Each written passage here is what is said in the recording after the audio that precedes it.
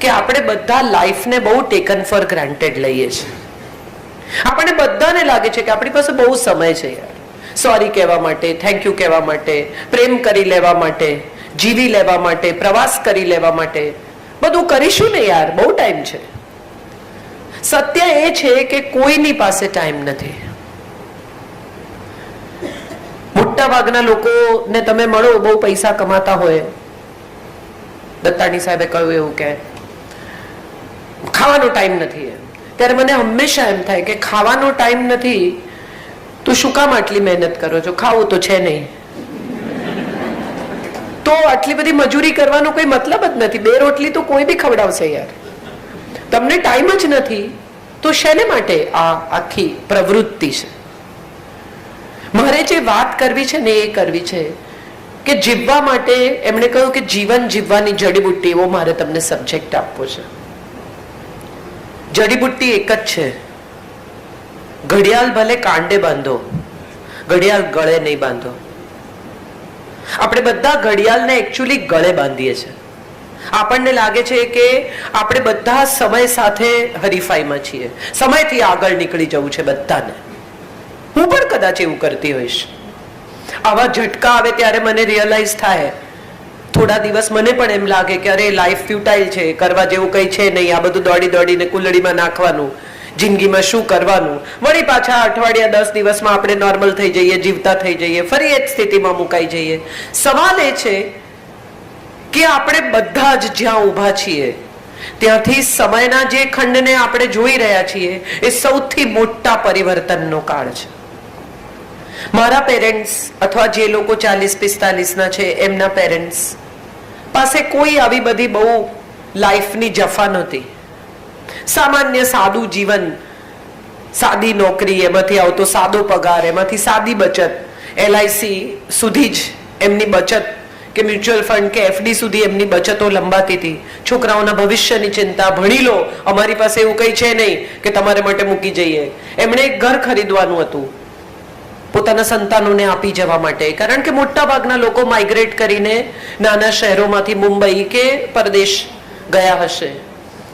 એ પરિસ્થિતિમાં એમણે તો એમના જીવનની સ્ટ્રગલ કમાવામાં પૂરી કરી નાખી. એ પછીની પેઢી આવી જે લોકો હવે 40-45-50 ના છે, જે બ્લેક એન્ડ વ્હાઇટ ટીવી જોવા બાજુમાં જતા હતા. દૂરદર્શન પર ગુરુવારે છાયાગીત અને રવિવારે ફિલ્મ, અને બાજુમાં બ્લેક એન્ડ વ્હાઇટ ટીવી જોવા જવાનું. એ લોકોનો મૂડ હોય તો તમને જોવા દે, નહીં તો કે અમારા મહેમાન છે આજે નહીં, ઇન્ટરવલમાં કાઢી મૂકે તમને. એમાંથી આપણે બધા હવે એવી જગ્યાએ પહોંચ્યા કે જ્યાં દરેક રૂમમાં ટેલિવિઝન છે. બધા પોતપોતાના રૂમના દરવાજા બંધ કરીને ટેલિવિઝન જુએ છે. શરૂઆતમાં જ્યારે નવા નવા રંગીન ટીવી આવ્યા, એશિયાડની રમતો જ્યારે પહેલીવાર ભારતે હોસ્ટ કરી ત્યારે રંગીન ટીવી આપણે પહેલીવાર બધાએ જોયા. અને એ સમયે એક રંગીન ટીવી ઘરમાં હોય એ જોવા માટે આખો પરિવાર ડ્રોઈંગ રૂમમાં બેસે. બધાને જ મજા પડે, બધા જ આશ્ચર્યથી આ નવું રમકડું જુએ.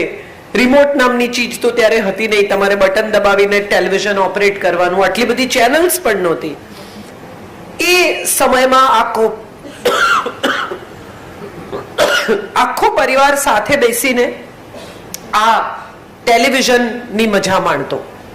બુનિયાદ, હમલોગ, એવી બધી સિરિયલ્સ, ઇટ્સ ઓકે, એવી બધી સિરિયલ્સ આવે અને આખો પરિવાર સમયસર જમીને સમયસર મહાભારત ને રામાયણ જોવા ગોઠવાઈ જાય.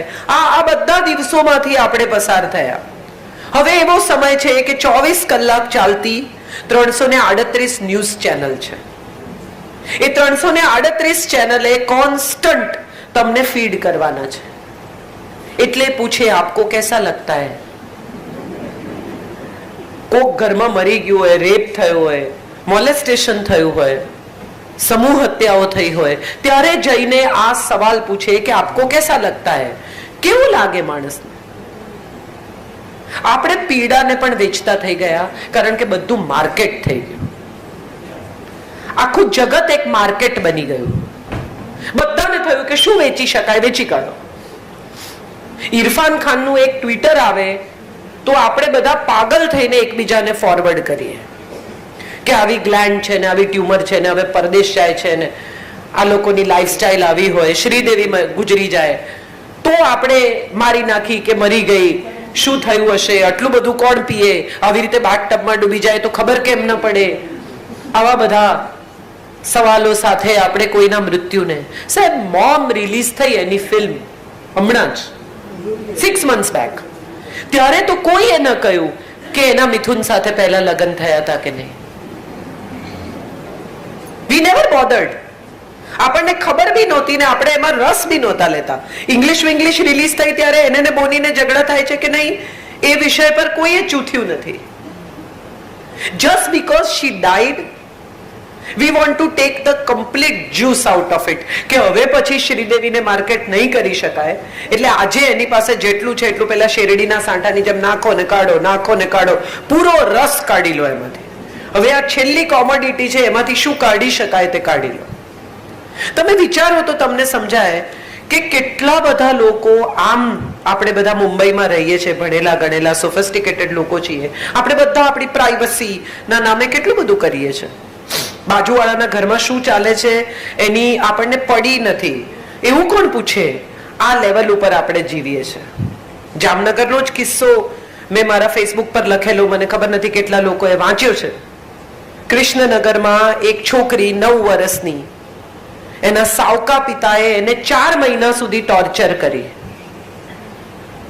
જસ્ટ બીકોઝ કે એમને એની કેરાલા ભાગી ગયેલી માને અહીંયા બોલાવવી હતી અને મકાનના પેપર્સમાં સહી કરાવી હતી. આ 9 વર્ષની છોકરીને જે ટોર્ચર કર્યું છે એની હકીકતો વાંચો તો રૂવાડા ઉભા થઈ જાય. એ પછી એ છોકરી ગુજરી ગઈ. ત્યાં સુધી આજુબાજુમાં કૃષ્ણનગર, જામનગરનું જેણે જોયું હશે એને ખબર હશે કે કોમન બોલ્સ છે.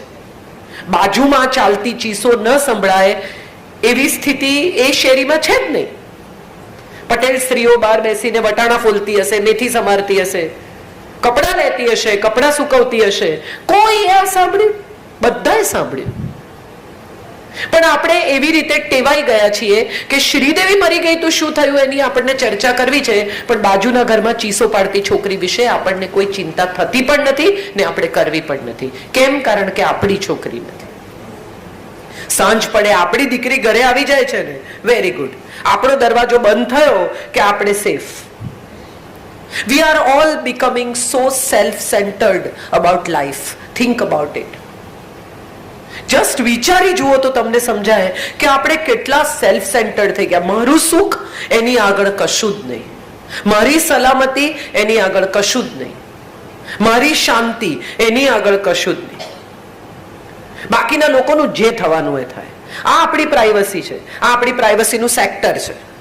અને આ પ્રાઇવસીના સેક્ટરની બિલકુલ બીજી તરફ સિક્કાની બીજી બાજુ એ છે કે તમે શું ખાધું એ પણ તમે ફેસબુક પર અપલોડ કરો છો. કઈ પ્રાઇવસી? તમે ક્યાં ગયા, તમે શું કર્યું, સ્ટેટસ. હવે તો નાના યંગ છોકરાઓ તો એનું ઇમોશનલ સ્ટેટસ પણ અપલોડ કરે. Not feeling good. મા બાપને ખબર ન હોય, મિત્રોને ખબર હોય, સ્ટેટસ અપલોડ કરી દીધું. ઇન રિલેશનશિપ, બ્રેકઅપ, ડન, ડમ્પ્ડ, આવા સ્ટેટસ પણ અપલોડ થાય છે. સવાલ એ છે કે આ બદલાતી 3 પેઢીઓ, એક પેઢી જેની પાસે પ્રસન્ન દાંપત્ય હતું, કમ્યુનિકેશન હતું. મને હજી યાદ છે કે મારા દાદાજી ચાલવા જાય સાંજે 4:30 આજુબાજુ, અમે મુંબઈમાં જ રહેતા હતા, અંધેરીમાં. એ ચાલીને આવે 5:45 આજુબાજુ. મારા દાદી ઘડિયાળ જોઈને ચા મૂકે. એ ચા થઈ જાય ત્યાં સુધીમાં દાદાજી આવે. કેટલા વર્ષો સુધી મને યાદ છે કે કોઈ દિવસ ખાલી હાથે નથી આવ્યા. કોઈ દિવસ ગજરો લાવે, કોઈ દિવસ કેળું લાવે, કોઈ દિવસ સમોસા લાવે, કોઈ દિવસ પુસ્તક લઈ આવે, કોઈ દિવસ છાપું લઈ આવે, કોઈ દિવસ કોઈ મેગેઝિન લઈ આવે, પણ he would get something home.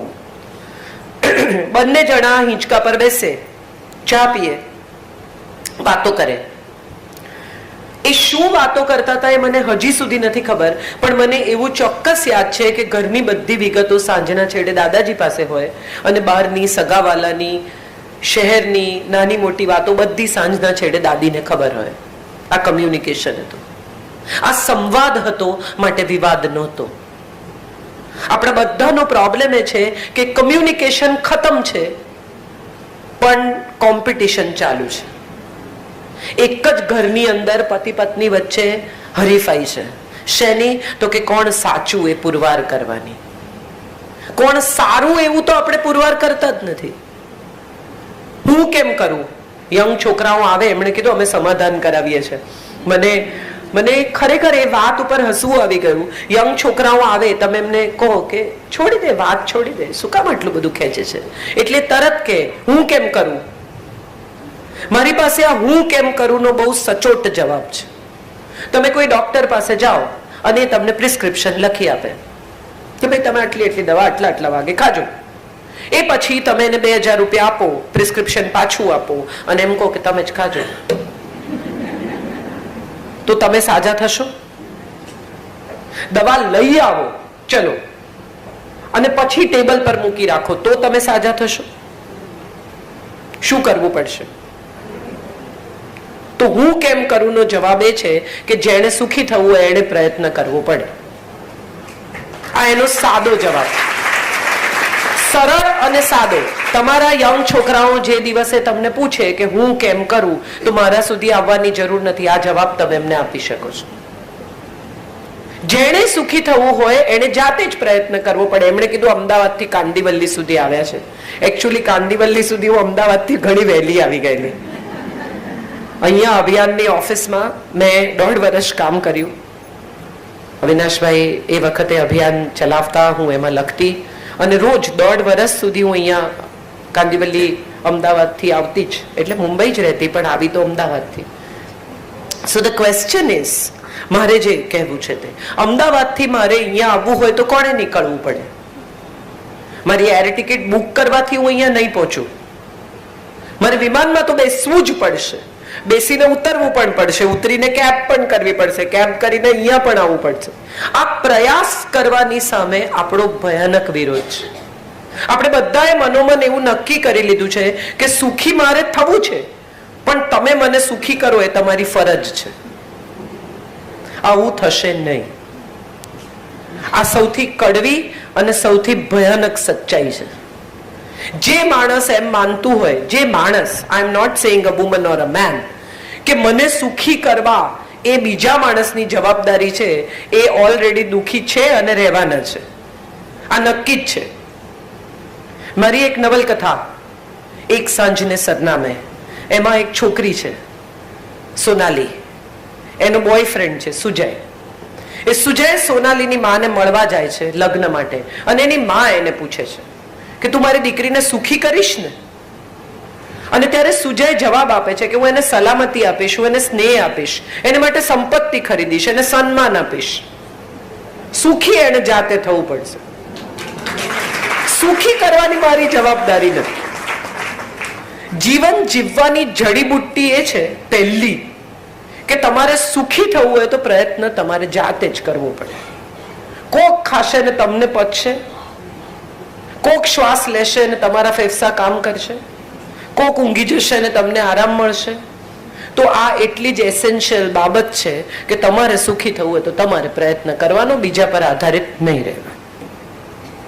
સુખી કરવાનો પ્રયત્ન થઈ શકે, આ બીજી બાબત છે જે મને લાગે છે કે બહુ ઇન્ટરેસ્ટિંગ બાબત છે. મારે ઘેર બેન કામ કરવા, એમણે કીધું બાઈ તમારી ન આવે તો શું થાય? મને ખબર છે શું થાય. સો મારે ઘેર એક બહેન છે જે ડોમેસ્ટિક હેલ્પ કરે છે, એનો નાનકડો 10 વર્ષનો દીકરો છે. મેં હમણાં થોડા દિવસ પહેલા મારા ફેસબુક પર એનો વિડીયો અપલોડ કરેલો.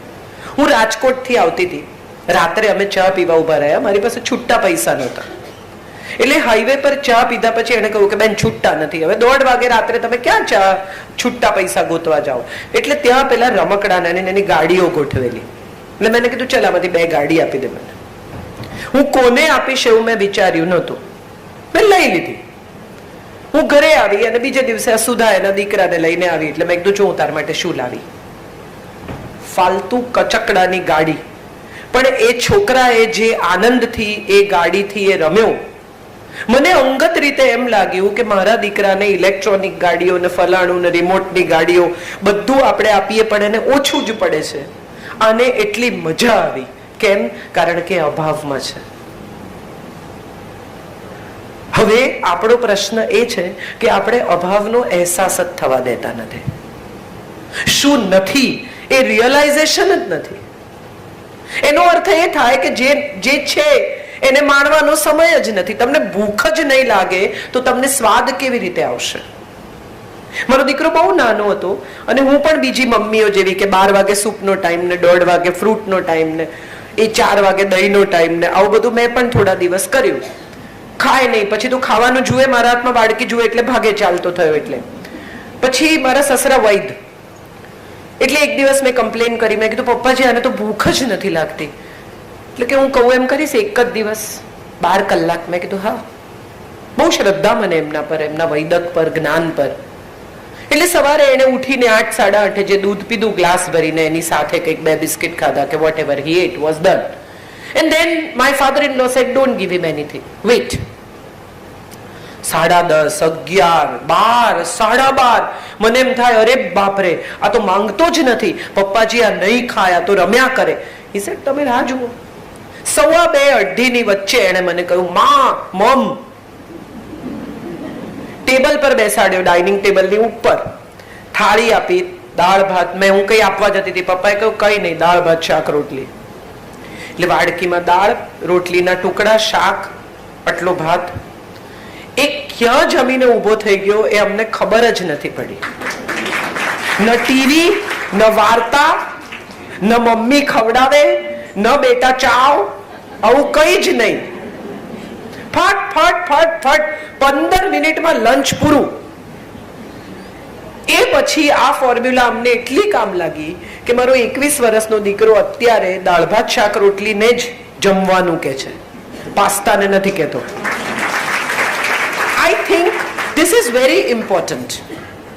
ગઈકાલે જ મારે ઘરે મહેમાન જમવામાં હતા. એટલે બધા જમીને ઊભા થયા. એટલે મેં તથાગતને કહ્યું, મેં તું પ્લેટ્સ લઈ લો દીકરા, પ્લેટફોર્મ સાફ કરો અને ટેબલ સાફ કરો. એટલે અમારે ઘરે જે મહેમાન હતા એ બેન ઊભા થઈ ગયા કે એને ન કહો, તું એનું કામ છે કરશે, હું જ નથી કરતી, તમે શું કામ કરો છો? એટલે એને શાંતિથી 21 વર્ષના છોકરાએ પ્લેટફોર્મ સાફ કરી નાખ્યો, ટેબલ સાફ કરી નાખ્યું, વાસણ બધા મૂકી દીધા. એટલે મને કે આજના જમાનાના કોઈ છોકરા ન કરે. મેં કીધું કોઈ પણ જમાનાના છોકરા કરે જો તમે એને બાળપણથી ટેવ પાડી હોય તો. એ જમે છે ને એટલું કામ એને ઘરમાં કરવું જોઈએ. અને એમાં છોકરો છે કે છોકરી છે એનાથી બહુ ફરક હવેના સમયમાં નથી પડતો. કારણ કે કમાતી પત્ની આવશે તો એ મને એમ કહેશે કે વાહ તારી માએ સુપર ટ્રેન કર્યો છે. આપણે શું કરવા દીકરી માટે જે અપેક્ષા રાખીએ છીએ કે દીકરી પરણીને જાય અને એમ કે વાહ વાહ તારી માએ બહુ સરસ ટ્રેન કરી છે. ના, હું તો ઈચ્છું કે મારી વહુ પણ કે તમે બહુ you have raised a perfect man. I will be very happy to listen to that. Why not? કેટલી બધી મમ્મીઓને મેં એવું કહેતી સાંભળી છે કે અમે તો અમારી દીકરીને દીકરાની જેમ મોટી કરી છે. આ વાક્યનો અર્થ જ એ થાય છે કે તમે દીકરાનો ઉછેર બેટર છે એવું સ્વીકારી લીધું.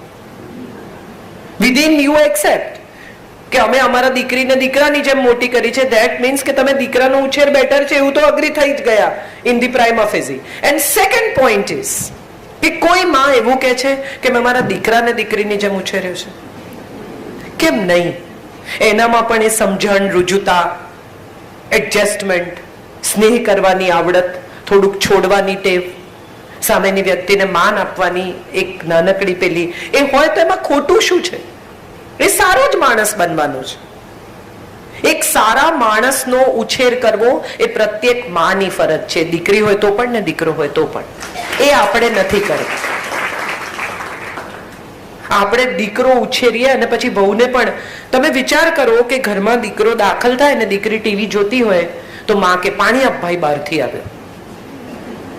દીકરી શાક બાક બધું લેતી આવે, બિચારી પાછી આવે ત્યારે બ્રેડ બિલ આવે ને આ બિલ આવે ને પેલું બિલ આવે ને બધા 50 કામ કરતી આવે અને ઘરમાં દાખલ થાય થેલીઓ હોય એના હાથમાં, બે માના હાથમાં હોય. ચલો આજની દીકરીઓ નથી લાવતી એવું પણ ઘણી મમ્મીઓ કે છે, તો પણ માં ઘરમાં દાખલ થાય હાથમાં 2 થેલીઓ હોય. દીકરો ટીવી જોતો હોય ને ઊભો ન થાય ને માં એવું શીખવે પણ નહીં કે બેટા ઊભો થા, લો દીકરા લઈ લો. આવું માં શીખવે નહીં. કેમ? બિચારો કયા એંગલ થી બિચારો છે એ મારે સમજવું છે. એની પાસે એટલા કપડા છે કે જેમાંના અમુક એને યાદ પણ નથી, એટલા ડૂચા છે. અને મજાની વાત એ છે કે આ બધું આપણે એમને આપતી વખતે પાછા એવું તો કહીએ જ છે કે અમારી પાસે તો 2 જ શર્ટ હતા, જેમાં પાછો એનો વાંક નથી.